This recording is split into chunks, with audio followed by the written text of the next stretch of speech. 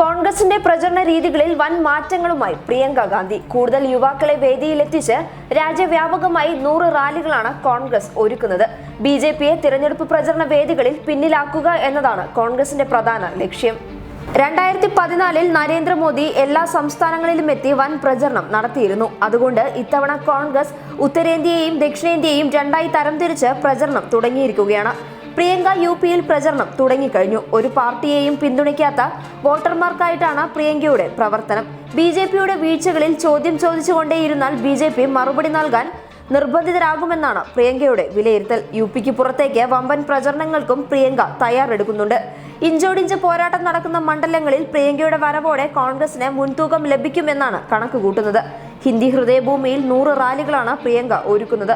രാഹുൽ ഗാന്ധി വയനാട്ടിൽ മത്സരിക്കുന്നതിനാൽ കേരള ഘടകം പ്രിയങ്കയുടെ വരവിനായി കാത്തിരിക്കുകയാണ്.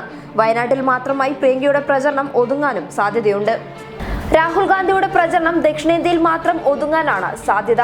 മോദിയേക്കാൾ രാഹുൽ ഗാന്ധിക്കാണ് ദക്ഷിണേന്ത്യയിൽ ജനപ്രീതി എന്നാണ് സർവേകളിൽ നിന്നെല്ലാം വ്യക്തമാകുന്നത്. ഈ സാഹചര്യത്തിലാണ് രാഹുൽ ഗാന്ധി ദക്ഷിണേന്ത്യക്ക് മുൻതൂക്കം നൽകിയിരിക്കുന്നത്. ദക്ഷിണേന്ത്യയിലെ വൻ വോട്ട് ബാങ്കുകൾ കോൺഗ്രസിന് അധികാരത്തിലേറാൻ സഹായിച്ചേക്കും. News desk public Kerala.